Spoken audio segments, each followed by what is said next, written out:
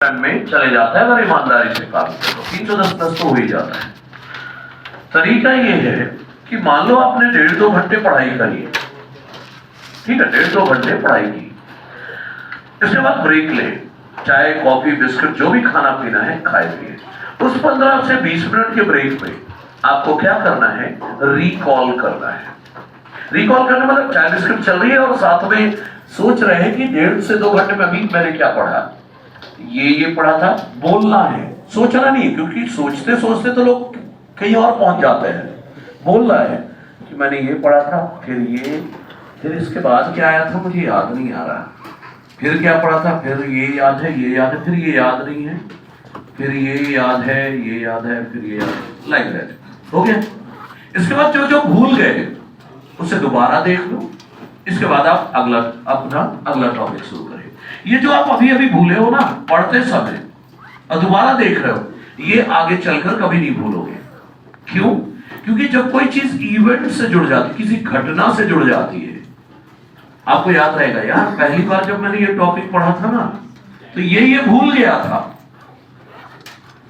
तो वहां से ये कनेक्ट हो जाएगा आपकी मेमोरी से कि यार ये लाइन में भूल गया था, अब वो याद रहेंगी आपको।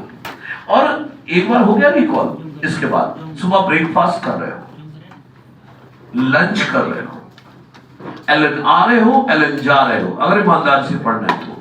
मतलब जब आप पढ़ाई नहीं कर रहे हो during that time, breakfast lunch Allen आना जाना, उस समय रिकॉल करना है क्या कि कल मैंने जो पढ़ा था मुझे क्या क्या याद है।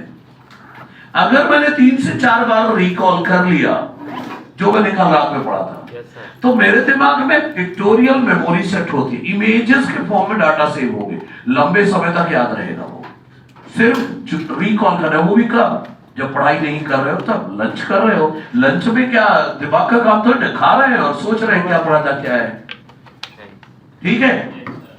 एक बात रिकॉल करनी है। दूसरी बात, जब आप एग्जाम दें, आसान क्वेश्चन को 2 बार पढ़ें फिर आंसर लगाएं, क्योंकि अक्सर निगेटिव आसान क्वेश्चन होते हैं। आसान क्वेश्चन मतलब एक ही लाइन का होगा, वो पढ़ने में 2-4 सेकंड ही एक्स्ट्रा लगेंगे, लेकिन उसे 2 बार पढ़ लो फिर आंसर लगाओ।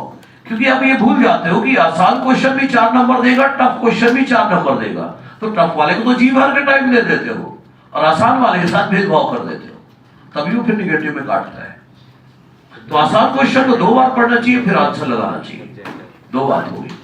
तीसरी बात, 4 बात बतानी है, तीसरी बात ये है, एग्जाम हॉल में गए आप, शुरुआत के 10 क्वेश्चन बिल्कुल टफ आए, हिल ही ना रहे आपसे,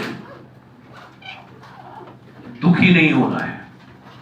क्योंकि अगर आप दुखी हो गए, अगर 10 क्वेश्चन सोचो ना, प्रैक्टिकली सोचो, 10 क्वेश्चन अगर टफ है, इसके बाद तो आप सोच ही नहीं सकते कि मेरा कुछ होने वाला है।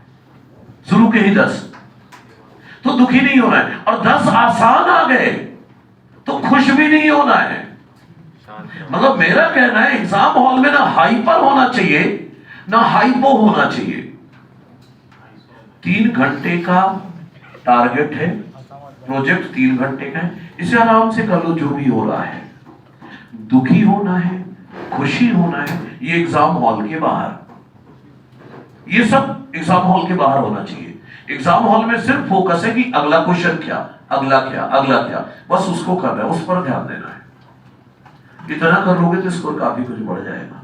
अब बात रही रिवीजन की, क्योंकि कुछ लोग बोलते हैं रिवीजन में बहुत टाइम लगता है, उनको मैं बोलता हूं कि यहां से जा रहे हो, मान लो आपने सोचा आज मुझे फोटोसिंथेसिस रिवाइज करनी है, या कुछ भी टॉपिक जो पढ़ाया गया है 1 महीने पहले पढ़ाया गया था, मुझे रिकॉल करना है, तो यहीं से चालू हो जाओ। यहीं से आज मुझे ये पढ़ना है, इसमें क्या क्या याद है मुझे, पहले पेज का तो कुछ भी याद नहीं है, फिर उसके बाद ये याद है, ये याद है, डिनर भी चल रहा है, डिनर भी आ गया, ये याद है, ये याद है, ये नहीं याद है, ये नहीं याद है, अब जाके रिवाइज करो।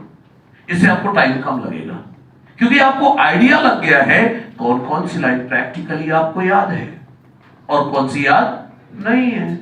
तो जब पढ़ रहे होगे, जो लाइन अभी अभी आप बोल के दिमाग में से चला के गए हो, उस लाइन को पढ़ के आगे बढ़ जाओगे, और जो नहीं याद है उस पर ज्यादा टाइम दोगे। आप ब्लाइंडली बैठते हो रिवीजन करने, अब ब्लाइंडली बैठते हो तो जो पता है वो भी आपको लगता है नहीं याद है, तो टेक मोर टाइम, ठीक है। अप्लाई करो, फिर देखेंगे अगले महीने के बाद क्या होता है। ठीक है, ओके, चलो आ जाओ।